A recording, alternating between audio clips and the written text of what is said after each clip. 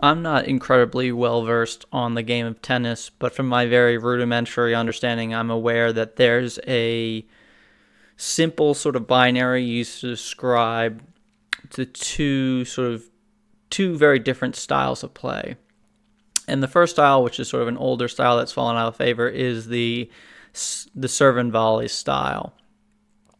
And this is opposed to the baseline or ground stroke style. So the serve and volley style is sort of based around the serving player getting a very strong serve off, or a very strong player serving, and then the returning player hits sort of an off balance shot, a weaker shot, and the serving player immediately after he serves rushes to the net and tries to immediately capitalize on that weaker return and volley, get a good hit off, because at the net you have a lot more control of angles, and immediately win the point. So it's a very sort of all-in sort of thing. Either the service player or the serving player wins on that serve, like immediately up with like an ace or something, or he wins right in that follow-up with a volley. Now, in opposition, the other sort of style is like the ground stroke game, where the service player and the returning player are both sort of moving back and forth across the back of the court, which is the more modern style, the more typical of what we see currently on if you watch tennis on TV, where they're just sort of trying to get more incremental advantages or trying to hit winners from the baseline, from the very back of the court. And the reason why I thought about this was actually I had a sort of idea back when I wrote my top 5 map specialists of 2017 article, where I was covering in one specific section G2's cobblestone. I was talking about why G2 is pretty strong on the CT side of cobblestone specifically, and I just thought, because I've already written about Gambit's CT side on cobblestone before, that I sort of just do like a compare and contrast sort of thing for that section. And you see that pretty diametrically opposed. So G2 has a more fixed, they vary the CT setups, but in terms of which players play which sites, it's very fixed in that Apex and Kenny S play the A site and everyone else plays the B site.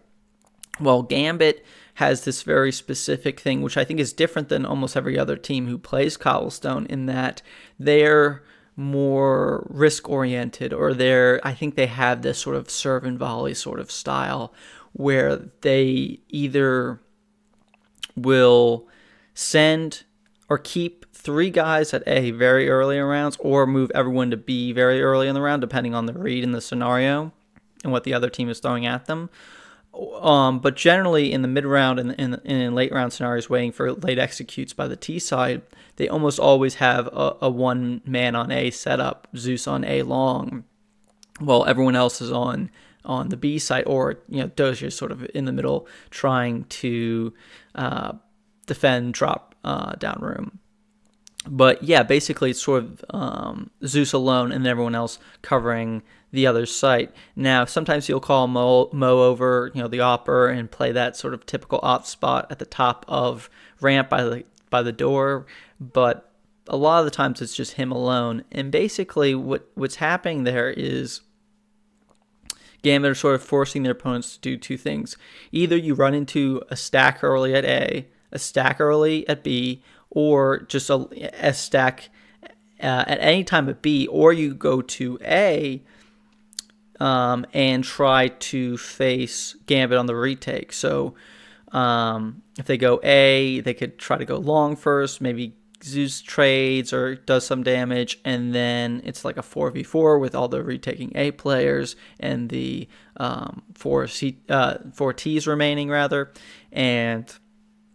Or you can bypass Zeus on ramp, and it's like a 5v5, and Zeus is immediately already positioned at their back, and can secure sort of the advance of Gambit's retake from that back portion behind the site.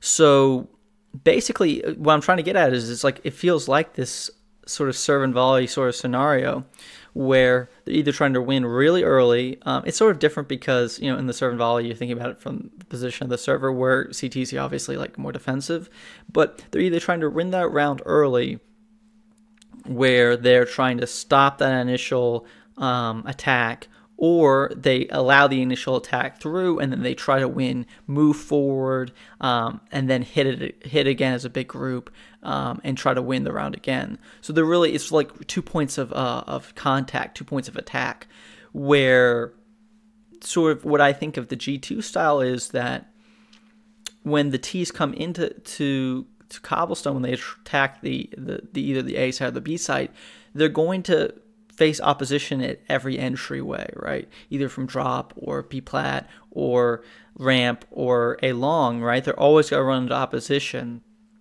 And once they hit one point of opposition, more people are going to rotate, and there's just sort of a more constant battle.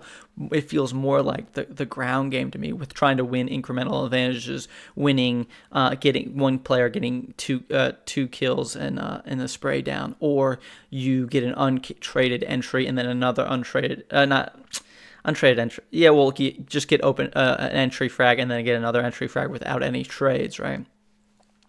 So try to get that's how you get the more incremental advantages of winning the big power game, either in that initial defense or the later retake. So I think there's this broad sense in this specific example, but I think as I was watching the Inferno game between Inferno and Big, I've also written articles on Big's Inferno and Liquid's Inferno, that I feel like there's a similar sort of thing going on here. If you look at Liquid CT side, they're a very proactive team. On the CT side, they'll take risks, they'll move up, especially on the A site, towards Boiler. But they don't really try to do a lot of these big stacks where it's actually I remember the third game of Big's PGL Swiss, where they faced SK. They had 11, I believe, round CT side versus SK. And this is before SK famously had all these problems on Inferno, and even those problems were more based on their own CT side. But anyway, Big was able to win a bunch of CT rounds by, as I covered in my Big on Inferno article, doing these very risky stacks. Like one round, especially at the very end of the game, because Big played CT in the second half. Like they had Kiev alone with an op on B one round, and the very next round they put 3 in the back of the site at B, defend off against SK's sort of force by rush, and then they put 4 in A again the following round. So it was a very risky style. Now the SK happened to run into Big stack 3 times in a row, which it won the rounds for Big and helped them secure that game and legend status and the spot at this next major pretty initially. But I mean, the same thing would have played out if they went to the other side. They would have had to pull off a big retake. And just talking about Big and Gambit, I think it might be just sort of a general trend with like experienced in-game leaders that they might be more inclined to try a more retake heavy or more stack heavy style, because, or the serve and volley style, if you want to call it that, because they have a greater confidence in being able to stack the proper site to either read sound cues or just read the intentions of the opposing in-game leader based on research and the flow of the game, the flow of the rounds previously, just based off of experience and intuition. But I mean, it doesn't come even down to teams, this sort of separating into these two different styles. I think it also comes down to like which map you're playing. So obviously Train is like the best example, I think, of like a serve and volley sort of CT style, where it's most teams have like, I would say like one guy on B, the inner side at all times, or like 1.5, because there'll be a guy sort of going between Z connector and between the sites on the CT side. So sometimes we'll have 2-man setups, sometimes a 1-man setup, but like usually 1 to 1.5 generally, I would say, is the average. Where 4 guys play A because there's just so many openings into the site on the A bomb site or in the outside area. Well, on B, it's more, it's just the sort of more 2 plus, well, there's the back stuff, but you really can't get to that without going through A first. So it just makes more sense to pull a bunch of guys A. But anyway, what happens is if it is a B hit, that one B defender will try to just delay or just get a trade kill, or to try to get that enough damage down to allow for a 4v4 retake or delay and do a 5v5 retake. So it's a map where it's more either you win that. A lot of teams also do the quick rushes on the A site through A main or T-con or whatever you want to call that.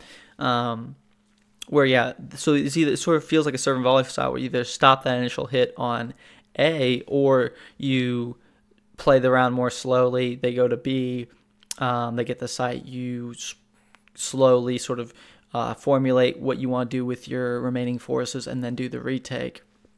And, the T's can play with it and try like molly the site and stuff like that, like all the shenanigans late round.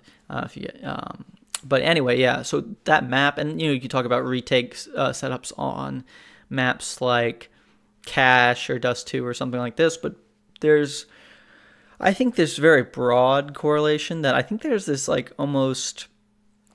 It feels like the serve and volley style is like a.